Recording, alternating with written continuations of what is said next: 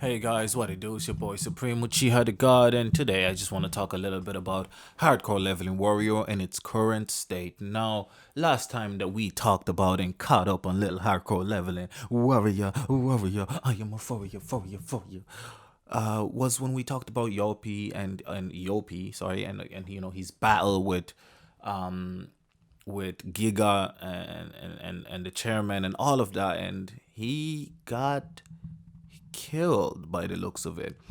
Um, and then Constant, I think Constant showed up and superhero saved our boy Master Swordsman, and you know uh, the villains, the Nightmare are still kind of dead, man. They're still dead.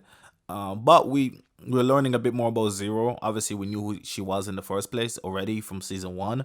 But we're learning a little bit more about her goals, a little bit more about her motivation. We still don't know too much, but she definitely wants to utilize Hardcore Level Warrior because she believes that he's the strongest and the one that can lead them to victory to take over the world. But we're not too sure why she wants to take over the world, why she cares about Nightmare, how Nightmare exists, like why is there an opposite version of people. I genuinely still think the Nightmare thing is dead. Just the whole idea of it is dead because it feels very lazy to just have the same characters fight the negative sides. Yopi's one is the one I was most interested in because his own dark, evil version of himself was afraid of the real him. As if the nightmare version of him was like, yo, boom, shit. And he murked his version like 2 seconds flat. Smarster Swordsman, all of these guys, they been struggling with their versions. Yopi just slapped that bitch with a slap and he was gone. And the way he came through a Giga as well, he was just murking everybody in that bitch too. And has a lot of cheat codes. So I'm very excited about Yopi. I can almost guarantee he's not dead. He can't go like that with so much information from him that we don't know. I'm pretty sure one of his cards is that was just like a double gang or some shit. You know what I'm saying? I'm sure he's smarter than that. Um, Giga is having a valiant battle. But Zero pulled up and just started smoking motherfuckers left, right, and center, like, and she was just, and her right hand man, her like Zetsu type figure, right? Crazy. She has like a Zetsu type figure. For those that don't know, it's a Naruto reference.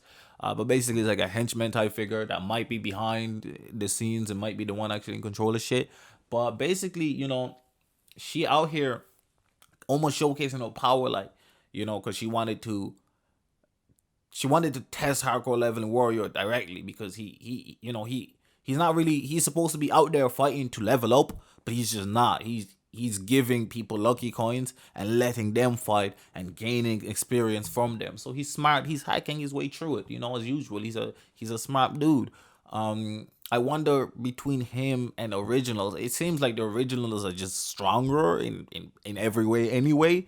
So it kind of feels cheap that they're fighting themselves. You know what I'm saying? Like they're fighting weaker, slightly weaker version of themselves and getting stronger. I feel like it'd be more and better character development if they're fighting somebody else. You know what I'm saying? Because they're not really even confronting their fears of themselves either.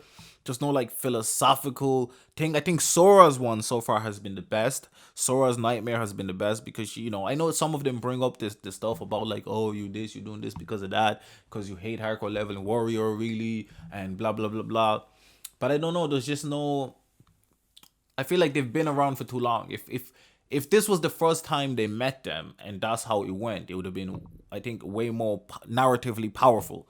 You know what I'm saying? But the fact that they've met them like 4 or 5 times and fought them like 4 or 5 times, it takes away from it. Like they should be a once-off battle that the team fights and learns from and continues onward from. The fact that the recurring characters really takes away from any positive like thing that they had that you could take from that. You know what I'm saying? So I think that's kind of a weakness. That's a massive weakness, to be honest. Um, but I don't want to just complain. I want to talk about Sora, man. Finally, our homegirl is getting some shine. I've been waiting for her to get some goddamn shines for 2 goddamn seasons. I enjoyed some of her real life storylines, and that's one thing I miss on this as well. The real life storylines. Obviously, we're in the heaps in the middle of things, and all of these things is happening very quickly. So it's hard, for anybody to log out in the middle of a fucking war. So, excuse me, it's pretty late out here. But it's definitely something intriguing to see Sora fighting her opponent, and her version of herself is like extremely OP, has like hella fucking like all these nightmares, has hella fucking hexes, and Sora's been pretty much looks like she's defeated, but we're going through a backstory, and the backstory is what I'm actually excited about more so than the battle itself. I can almost guess the outcome, as anybody can guess the outcome. And obviously, I think it's gonna be great character growth from her, and I hope that they treat her better for the rest of the story. And I feel like the author maybe read the comments and saw that Sora didn't feel like a full-fledged member of the team. I think she kind of felt a bit more like it in season one. She had a few moments in season one, but in season two, I was really expecting her to have more center stage, especially since Ethan, Hardcore Level Warrior, is missing. You would think that she would take over and be that secondary main character. You know what I'm saying? But that wasn't the case. That's not what happened, which is kind of disappointing, but not completely unexpected. Now, what I want to see with Sora, man, I just want to learn more about her. And it's good that, she had the whole experience where she was just strolling through Darkland. And that's probably one of the reasons she left Darkland. Now we're learning, like, why did she leave Darkland, right? Considering she's a hero of Darkland and has a statue in that bit, you know what I'm saying? And when she pulled up and she was walking around, people were like, man, she's getting carried because her party is so fucking OP and so good, you know what I'm saying? Even though Dark was actually the weakest guy during all of season one, essentially.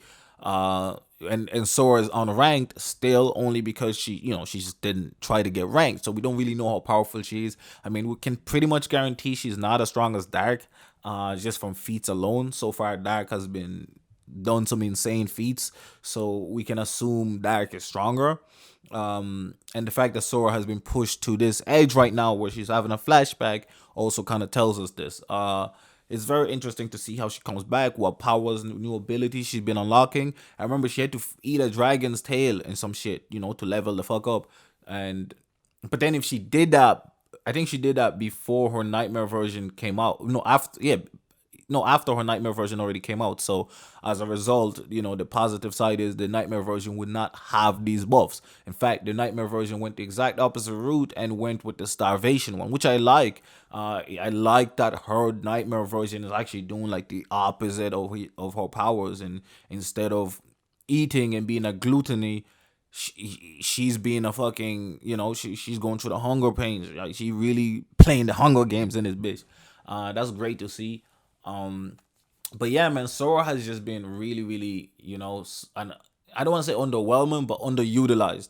So it's just great to get that backstory and to see her reactions to it, and even to see the little furballs go crazy. I can't remember the names. The little creatures, they going crazy at the people attacking them, like, yo, that's our hero, like, she done saved us, like, that's the reason why Darkland is built, is 25% because of her type shit, 30%, I don't know, 37.7 is it, no, 33.3 something like that, you know what I'm saying? That's like the reason why it's been is Darkland is here. So for y'all to disrespect her and our hero, like, that shit crazy. So and then obviously Dark is pissed off, like, yo, why they disrespecting you like that? And then offers her some food, and she's like, oh, I'm grinding. He's like, man, this is some good shit, and it's it's a like a ranked meal, because obviously it's his own meal. Dude be eating mini himself, because when you balling like that, you balling like that, and she eats it, and she levels up her gluttony, and her taste buds, which gives her new abilities. And then she gets a list.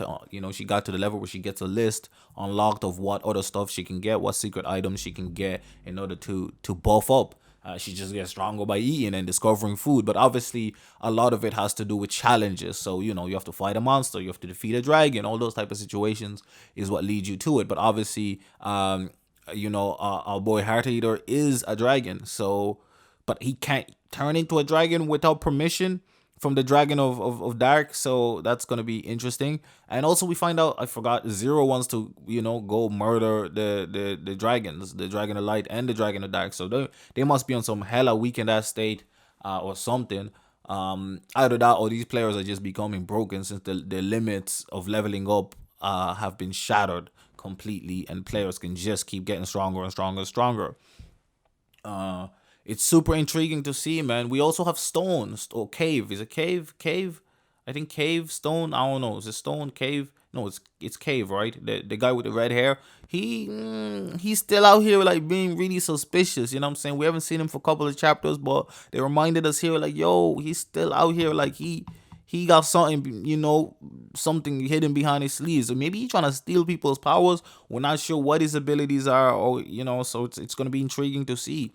We knew that he was definitely going to try to betray them at some point, but we're not really sure what his motivations or anything like that are. There's a lot of mysteries right now that we're trying to figure out. We're still trying to see why Zero's doing what she's doing, all of that gang shit. But hey, I'm excited, but I think it's moving a little too slow for my liking currently.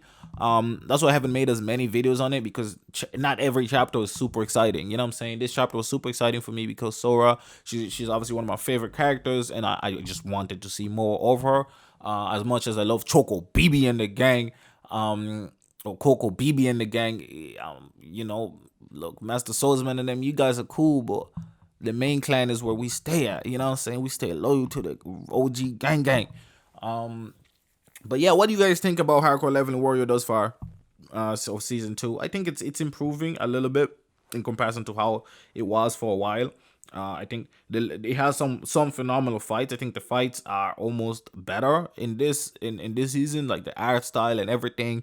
Even Master Swordman versus Master Swordman part 3, or 4, I don't know which number this is, the fight, the latest one. Like that was some elite artistry, like the coloring, the way the author is coloring the panels. Sometimes it leaves like a blank white, colorless, and adds like streaks of like color in the lights. It's just phenomenal. It's beautiful to look at.